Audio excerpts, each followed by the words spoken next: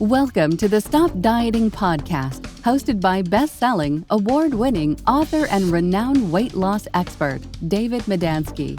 If you struggle to lose weight or you've lost weight and gained it back, you'll want to listen each week. Each week, you will learn tips for healthy weight loss without going on a diet, without having to follow an exercise program, without counting calories, or having to purchase special meals or products. The Stop Dieting podcast is more than just about healthy and sustainable weight loss. You will also learn how you can have more energy, feel better, get rid of brain fog, and improve your overall health. Stay tuned for another informative and insightful episode. And if you like what you hear, be sure to subscribe and share this with your friends. Welcome to another episode of Stop Dieting. Today we have a very special guest. I'm looking forward to learning about her health and wellness journey and how she's helping women over 40. Her name is Nurit Raich. Welcome, Nurit. Thank you. Thanks so much for having me here. I'm super excited to share and chat and learn all. Excellent. So tell us a little bit about your background, how you got into health and wellness. You had your own little journey. I did. So I'm originally from Mexico City, and then we moved to live in England, and I did my master's, and I was working, and I was traveling the world, and then we moved to the States, and I kept traveling, and I had children and a husband, and it got to a point that I just didn't prioritize myself or my health, and I started to eat, you're traveling, you eat whatever is out there, and I just didn't feel good. So I completely burnt out. I put on a lot of weight. Nothing would fit in my closet. It was traumatizing. And I was desperate to find a solution that was not another diet, because throughout my life, I had like slow metabolism and I would try everything. And at the time it was like, don't eat fats, don't eat carbs, all these things. So I did it all. I've tried it all. And when I completely burnt down, I was like, you know what? Something here isn't quite working. And I need to bring my food science background, because I'm a food scientist by training, together with something else. So I went back to school and I studied holistic nutrition coaching and hormone health. And when I put the two together, I created a program that really worked. And I was like, whoa, no more dieting, healthy lifestyle forever. That's how it needs to be. And it took into account hormone changes for women and aging. And with that, it just was something that I just wanted to share with everybody. And that's when I started to do more of this health and wellness for more people, not just for myself. And what is one piece of advice you can give the audience about what you changed in your diet that helped you with your weight loss journey?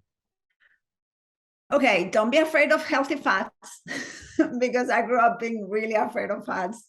I don't know, it was the time, I guess. And then make sure you're eating enough good protein.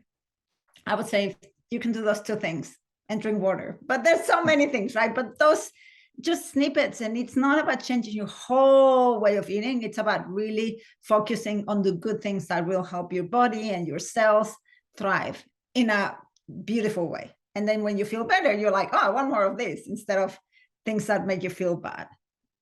Well, when you say good protein, what do you mean by good protein? I mean, it can be either plant-based or animal-based. It depends on you. I eat animal protein because I think it's faster for the hormones to react. Animal protein has a complete set of amino acids, whereas vegetable protein, even though it's very good, you need to mix and match to come up with a proper amino acid profile. And I'm saying things like fish. I love fish. It's really good for you. Good sources of protein can be chicken. Make sure it's organic, so there's no added hormones or nasties in there. If you do eat beef, which I recommend doing like once a week, you can have grass-fed beef, which has a better profile of fatty acids that actually do you good instead of clog your arteries, So when you do all these things, you're actually focusing on the right proteins. Eggs are amazing. Nuts are fabulous. Pulses, but mix and match, so you're getting different nutrients from different things. When you talk about nuts, we're talking about raw and unsalted nuts, correct? Not the 100%. When you roast them, what happens from the food science side is it starts to develop chemicals that may not be as good for you. And rancidity actually causes inflammation in your body. So you need to prevent that. So raw is better. And yeah, I have a handful of nuts every day. I top my breakfast with nuts. I like, it's such a good source of healthy fats, but also some protein and really beneficial omega 3s in some cases, or other fatty acids that do your brain and your hormones so much good. So if you can balance, that would be amazing. What type of nuts do you recommend? Okay, for women, walnuts, please have some. They're really, really good for hormone health. But any nut, like I do walnuts, almonds, pecans, and then seeds are also really good, and we tend to forget about them. So sunflower seeds and what other ones I like? I like pumpkin seeds, and I tend to spice them up so I'm not bored. You know, so if you add like turmeric and a little bit of black pepper, that actually emphasizes the anti-inflammatory properties of the turmeric, and it gives you a snack that is delicious and you don't get bored. Because the problem I also find when people go on diets, like narrow-minded diets, you're focused on your goal, and the minute you get to your goal, you forget about everything and you go back to your old self, which doesn't really work. And the other thing that we tend to do is repeat the same things, and with that you just get bored. And when you get bored, boredom brings like, oh, I'm not going to do this anymore. So I highly recommend to mix and match and make it exciting and add spices and flavors. I'm a super foodie. So and when you can do all of that, you really are making sure that your taste buds are excited, you're getting the right nutrients, and it's something enjoyable. And I think we tend to forget that food should be this beautiful, enjoyable part of your day. It's not just running and eating. It's like, take the time to really enjoy the food that you're putting into your body, which will make your beautiful cells, which will make your beautiful life. Yeah, food needs to be enjoyable, but it's also fuel for our body. So we need to give it the right fuel. 100%, 100%. I'm sure you experience this, right? It's when you're not giving it the right tools. Let's just say you're giving your body donuts and sugar and white flowers. That will be the components that your body will need to use to make your cells. But those cells are not going to be happy, healthy cells. They're going to be like cells. You know, you need them to be really strong and healthy so you can continue to live a beautiful, healthy life. So when you feed your body with whole foods, you are providing all those right tools for the cells to be the right ones, for your body to play the right way. Your body wants to work with you. Your body wants to be happy and it wants to be healthy. So if you give it the right things, it will do its part. And sugar, we know, is addicting. It's also a drug, in my opinion, and it's also very inflammatory to the body, correct? So bad for you. I mean, it's scary because as a food scientist, I know all the names and it's hidden, right? It's hidden in all these foods and processed foods. What happens with sugar is you really want to keep your blood sugar level, let's just say in this level, in the middle level. If you eat too much, your body doesn't know what to do with that, and it goes and it stores it as fat. But if you don't eat enough, it actually stores it as fat and uses your muscle for energy. So that's when you start to put on weight. So you really want to maintain this beautiful level of blood sugar in your bloodstream. And that is made by not eating simple sugars or trying to avoid all those things. And then the addiction part comes because, let's just say, you eat a donut and then your insulin spikes and well, your blood sugar spikes, your insulin spikes to deal with this sugar, removes it from your blood because it's not good for you, and then you crash. And the first source of energy for your body, the fastest, is sugar. So then you crave another donut. So you eat it again. And it's like a vicious cycle. That's why it becomes so addictive. And it's so bad for us.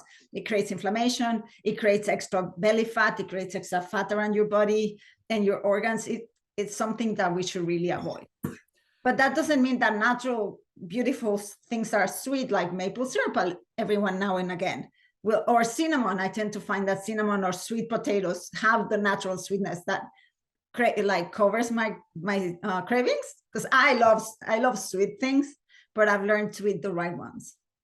And we're talking about refined sugar being bad for you, not the natural occurring sugar, correct? Exactly. So fruits have sugar, but it's fructose, it's natural sugar, and it comes with all these fibers and antioxidants and like phytochemicals. They're so good for us. So those, keep eating, don't stop.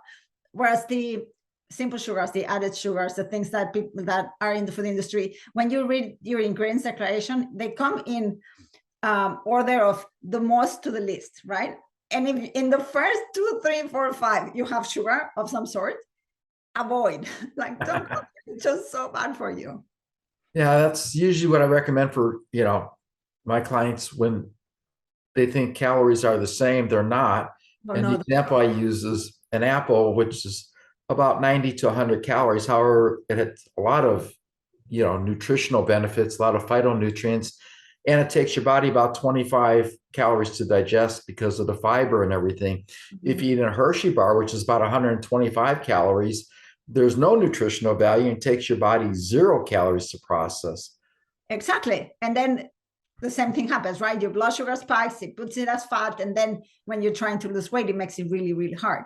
Whereas the apple has all this fiber that is so beneficial for your gut health, as well as all the benefits of the natural apple. So yeah, that's when, when people say, oh no, but I'm counting my calories and I'm not going over whatever amount. I'm like, stop counting calories, just eat whole foods, because then you will feel full with the right things. Exactly. And craving those things. Yeah. And that's what I tell people: when you eat for your health, your weight loss journey will take care of itself. Could not agree more. Now, you mentioned eggs for protein. I just want to go back and touch on that a little bit, because not all eggs are of equal quality. And so they do a lot of marketing to mislead people with cage-free and range-free eggs, and that's misleading. So I always recommend pasture eggs, which means that the hens forage for their own food. They eat their own bugs and the grass. And you got to be careful on the cartons, because if it says, special feed or grain fed, that's usually corn or soy. Yeah, which tends to be genetically modified. So it's kind of scary, because you think an egg is an egg, right? But it would be the same with beef. If you have pasture fed, that means they're roaming around, they're doing their thing, they're eating grass and the natural things that are in nature that they're supposed to be eating. And then your egg is of the best quality with the best nutrients, right? The right amount of omega-3s and 6 and the right balance of proteins for you. Whereas when you eat eggs that have been fed GMO grains or things that the chicken are not used to eating from, like, historically, it produces an item that is not as beneficial to you, the same as any processed meat or any processed chicken. And I don't even want to go there, because I've been to the factories and it's horrendous. Yeah, we'll avoid that part of it. Yeah. Now, you specialize in helping women with hormonal imbalance. How did you get into that? Okay, so as a type A high achiever that I was, after 35, your hormones start to shift. And people think menopause is like the whole time, but it's not really. You have perimenopause, which is leading up to menopause. Menopause is one day that marks 12 months of not having your period, and then you're in postmenopause. But the perimenopause period can be really long. It can start at 35, 40 and last for 10, 12 years. And then you have another 2 years after, right? And that stage, I think, as women, that we're always giving, providing for the family, for our kids, for work, we tend to forget about ourselves. And I started to get very much into but I want to be able to be present with my children and my family and at work at 100%. And I don't feel that this midlife should be the end of my life. Like, oh, you reach midlife, that's the end, goodbye. We're here for the long run. And there's another 40 years of amazing things to do. So I really got into this idea of, if we feed our body the right things, your hormones get balanced. You have less of these nasty symptoms that everybody's suffering with. You can have a better life. You can concentrate better. You can actually not put on weight or lose the weight.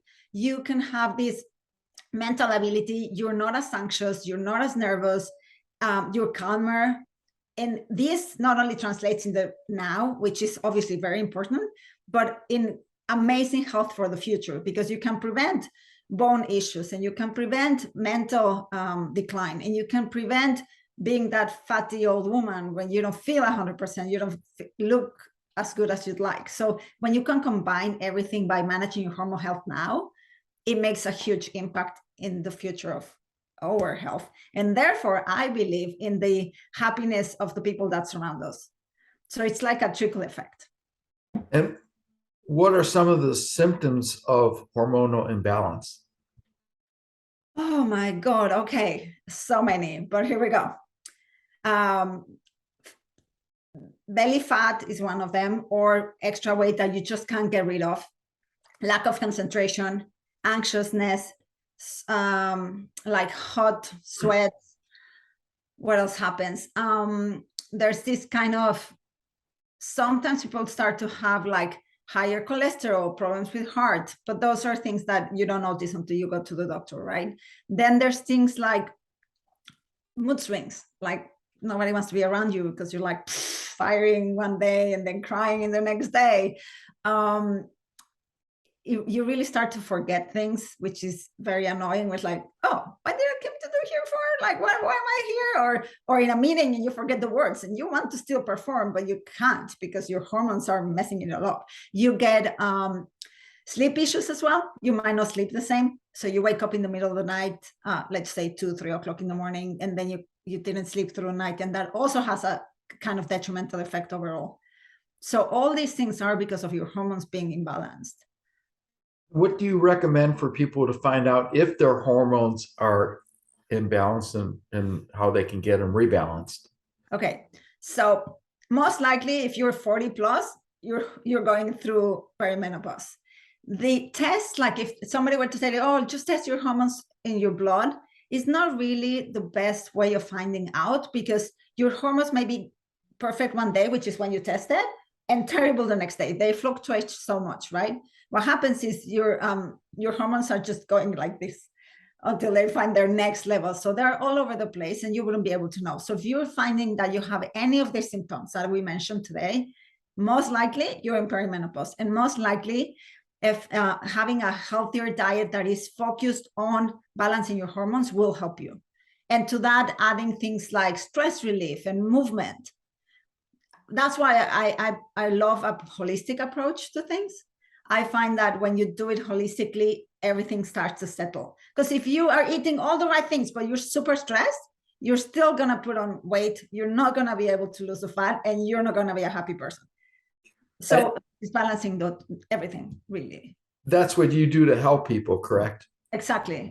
We have like this amazing method where we approach it holistically, but also it's not like, I don't bombard people with all the information in one go. It's like slow changes, little changes that make it a lifestyle forever. So all my clients continue to live this very healthy, happy lifestyle where it's never a diet anymore. You never count calories. You just know what works for your body. But you also give yourself permission that 10 or 20% of your time you have your donut.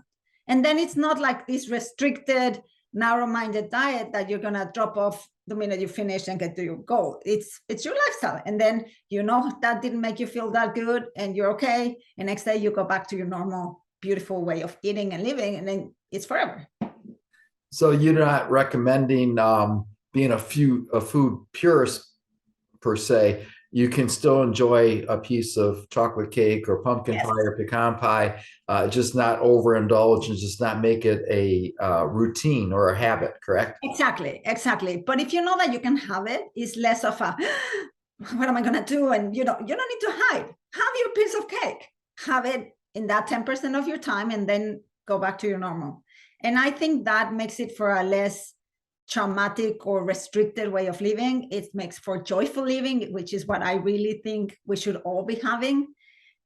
And then, I love chocolate. Why wouldn't, you know what I mean? And I love a good pecan pie. Like, I love it. Like Thanksgiving is, when Thanksgiving comes around, it's like, whoa, pecan pie time. But it's a small slice and it's delicious and I enjoy it. And that's it. Yeah, and that's what I do. I enjoy a piece of chocolate cake, but instead of eating the whole piece like I used to, I eat a small portion of it or a sliver of pie instead of a whole piece of pie. And I don't do it on a regular basis. It's more of a treat. Exactly, it's perfect. And And then, then just add some nuts with it so you balance your blood sugar and you'll be better off. yes, and I know that I have to avoid certain foods. I'm addicted. So if I start eating M&Ms or Mm. those potato chips or a Hershey bar, I know I won't stop. So I treat myself like an alcoholic. I'm not, but I just know if I start, I won't stop. So I haven't touched that stuff in over 6 years. Well, you look good for it, you know? You have to know yourself. I always say that it's so important to understand our bodies. There's not one size fits all. I can tell you I don't do well with grains. I had high blood sugar at some point and I had to go into a more restricted diet in that regards. My body responded well. It's back to normal. I have them every once in a while, but I tend not to eat them because my body is not happy. So I think finding what works for you is so critical. And like you said, it's like for you that doesn't work. So how amazing that you know it, and that's it. Yeah, no, I agree with you 100% that not one size fits all and everybody's different and we all have different likes and dislikes. So you have to figure out what you like that's good for you, that is good for your body, and then focus on that. And I agree with you on that because what we tend to focus on expands. 100%. That's why I always say focus on what you can eat and not what you cannot eat. It's a completely different approach, right? It's a happy approach. Yeah, exactly. What is your opinion or position about exercise for losing weight? Okay. Yes, you should move.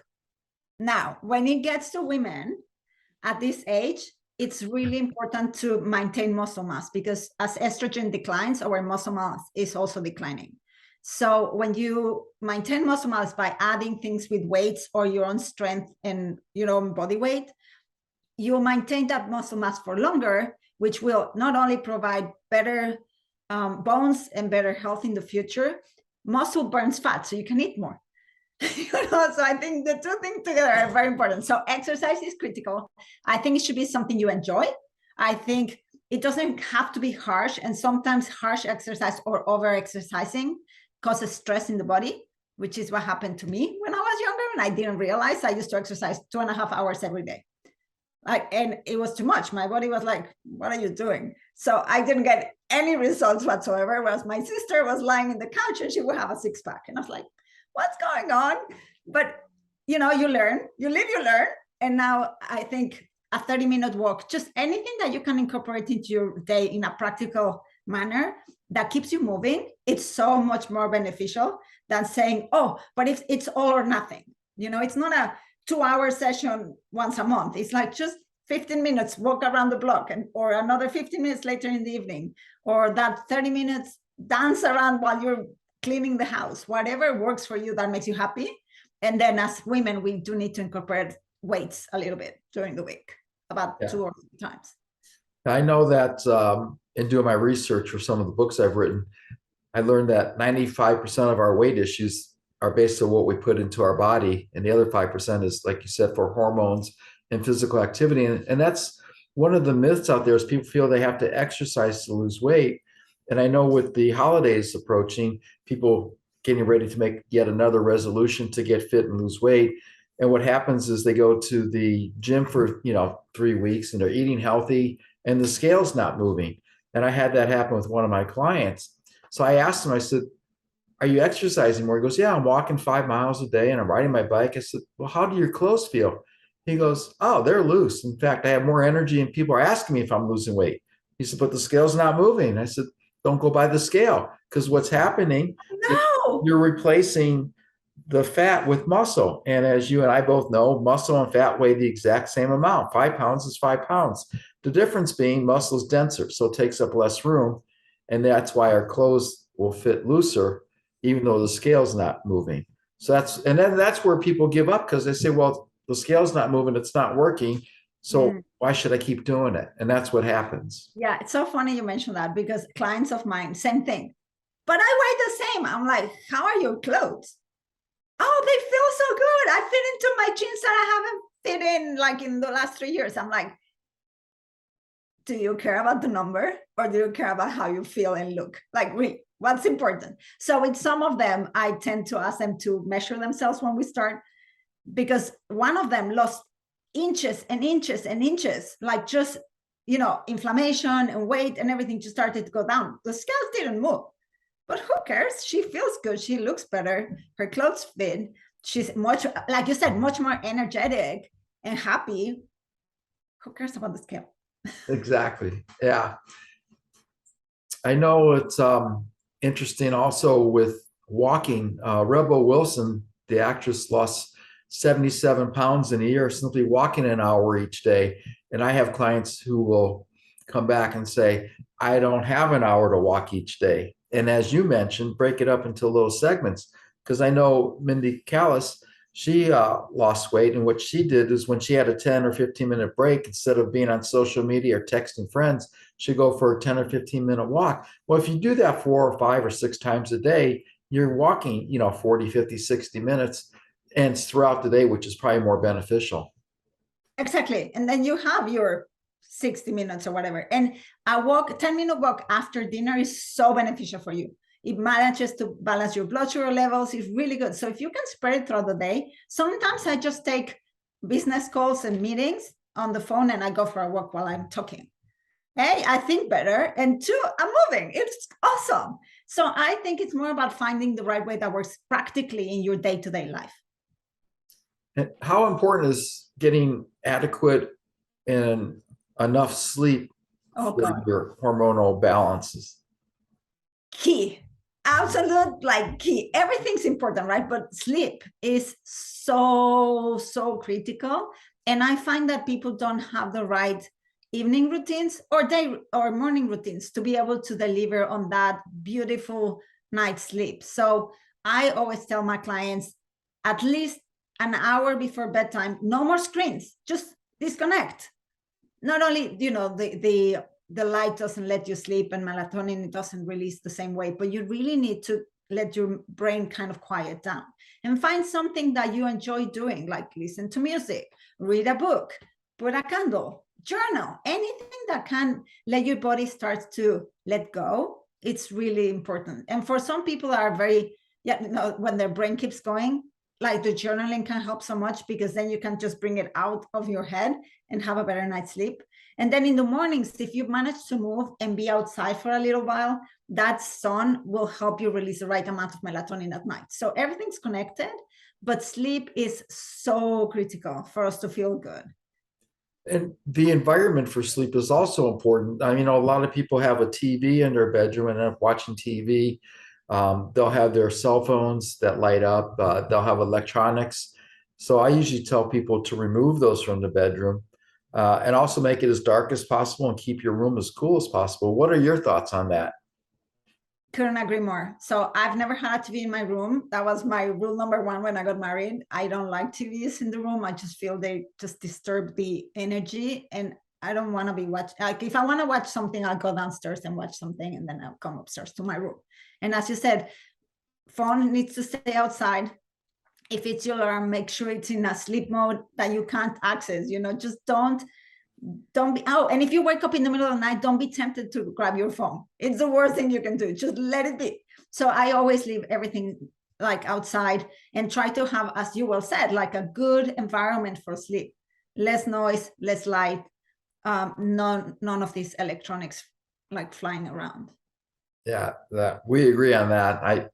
Couldn't agree more. So critical, right? Yeah. It's massive. It's simple little things that people can implement and do. Exactly. And I don't know, I sometimes feel that with all the trends and everything that we hear, it can be so overwhelming to understand what we can really do and should do, whereas what are just fads. And I think simple things like this, just bring your phone out of the bedroom. Don't look at electronics at night. Eat whole foods, or concentrate on eating whole foods. Drink enough water. Little things will definitely change your life and allow you to have this like beautiful, healthy lifestyle. And as you well said, that will bring the weight loss with it. It just happens. Your body will react. And of course, woman wants to feel good and look good, but I think it's a combination of the two when you really shine and you can deliver what you're here to do in this world. And we all have this amazing, I guess, I find that we are here for a reason. And if you can deliver on that reason by being your best, healthiest self, why not? Exactly. When you talk about water, it's very important because you need to stay hydrated. And research shows that 75% of the US adult population or US population is chronically dehydrated. And I guess there's a direct correlation between people being overweight, which is 72% of the US adult population. I know a lot of times what happens is when people think they're hungry, they're actually thirsty. Thirsty. Yes. So my first gift to my clients is a water bottle.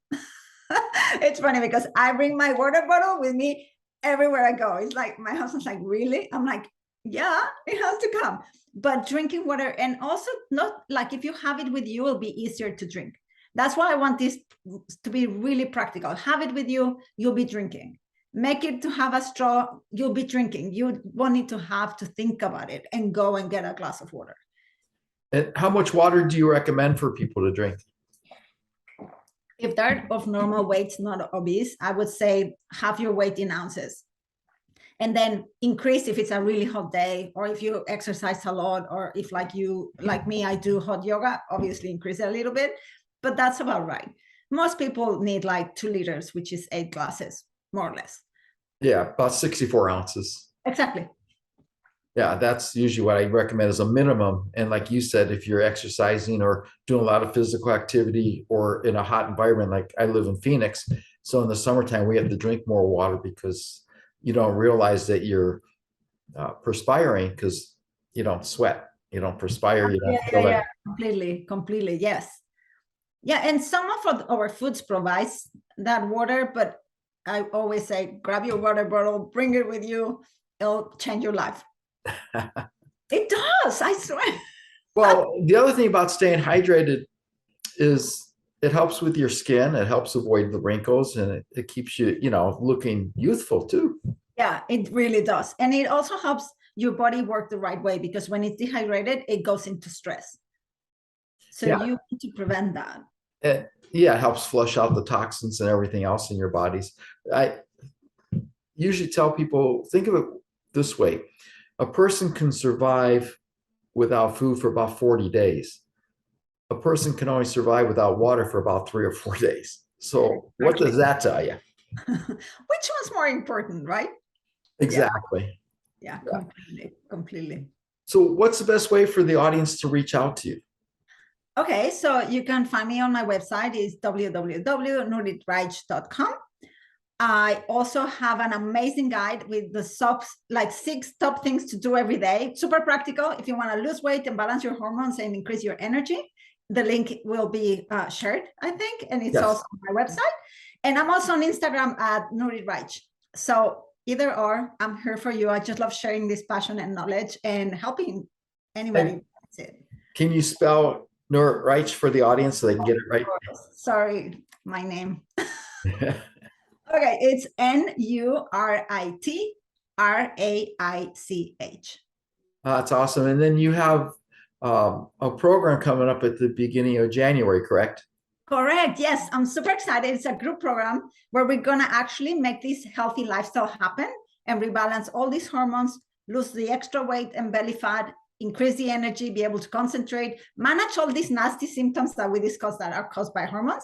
We're going to deal with all of that in the course of 90 days. All together, really full on. It's going to be amazing. So please reach out if you're interested. I'd love to help. And how can they reach out to inquire about the program? You can always write to me at hello@nuritraich.com. So that's HELLO@NURITRAICH.com. Or through my website, you'll find the links there, or at Instagram, DM me. I'm always there. So, well, not always, not at night, because we keep the phone out of the room, but I'm always there to help. Terrific. Well, thank you so much. This is very exciting to talk to you today and learn more about you. And thank you for sharing your wisdom and knowledge with the audience too. Oh, it's a pleasure, David. Like, I love finding other people that believe in how food and a healthy lifestyle can improve what we do in this planet. So it was great chatting with you today. Thank you. I appreciate it. Thanks for listening to the Stop Dieting podcast. Remember to like and subscribe so you won't miss a single episode to get more healthy eating and lifestyle tips. Motivate and inspire others to be healthy by sharing with your friends.